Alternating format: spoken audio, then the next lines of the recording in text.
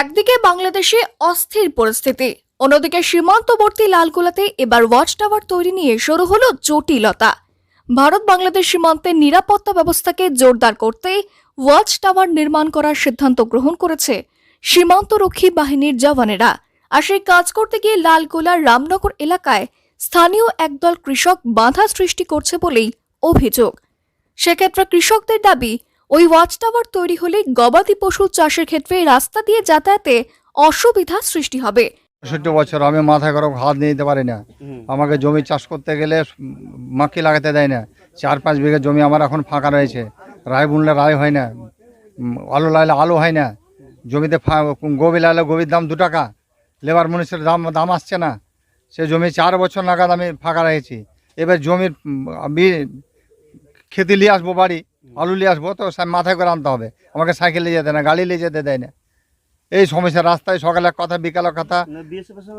পাল্টা বিএসএফ সূত্রে জানা গিয়েছে ১৪৯ নম্বর ব্যাটালিয়নের নিজস্ব নিয়ন্ত্রণাধীন ওই জমির ওপরই ওই ওয়াচ টাওয়ার তৈরি করা হবে দেশের নিরাপত্তা ব্যবস্থাকে মজবুত করার জন্য। সেক্ষেত্রে কোনোভাবেই কৃষকদের সমস্যায় পড়তে হবে না। আটকায়, বলে যে রাস্তাতে যাতায়াত করা যাবে না। আমি বললাম কেন? এখান দিয়ে গাড়ি যাবে, চাষিদের ভ্যান যাবে, সবজি আসবে, ফসল আছে, কারণ চাষি আমাদের এদিকে বেশিরভাগ হচ্ছে সবজি চাষ। তো তারা আসবে, বলছে না কোনো, আমি মেম্বার একজন গ্রাম পঞ্চায়েতের, বলছে না কোনো মেম্বার প্রধান কাউকে চিনে না, এখান থেকে যাতায়াত করা যাবে না। ঠিক আমি পুনরায় গাড়ি ব্যাকে গিয়ে আবার পিছন দিয়ে নিচে দিয়ে নেমে আসলাম।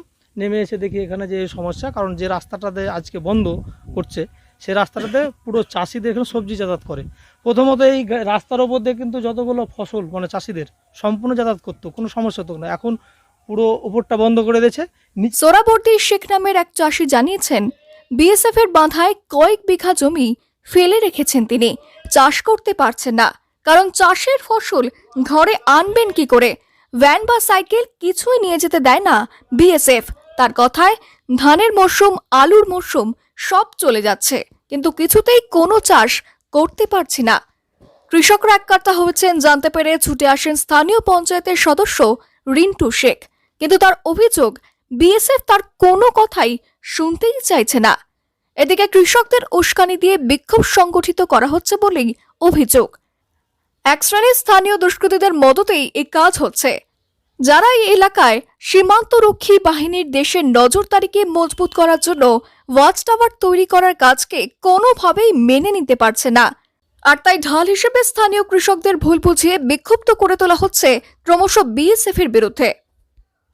হ্যাঁ, বিএসএফের সাথে কথা হয়, বিএসএফ আলোচনা করছে, ঠিক আছে আপনি সাইকেলে যাবেন, শাকসবজি নিয়ে আসবে, কিন্তু আবার রাস্তায় ফজি আনতে দেয় না, তারা বাধা দেয়। সঙ্গে কথা বললে বলে আনবেন, হ্যাঁ আনবে, আর যারা দায়িত্ব থাকে তারা তখন যারা ডিউটি থাকে তারা আনতে দেয় না। এই নিচে দিয়ে যাও, হেঁটে যাও, মাথায় করে নিয়ে এসো। আজকে কি সমস্যা হয়েছে? আজকে সমস্যা, আমাদের রাস্তা ব্লক করে দিচ্ছে, রাস্তা দিয়ে যাতায়াত করবো, সে রাস্তাকে আমার সংকীর্ণ করে দিচ্ছে।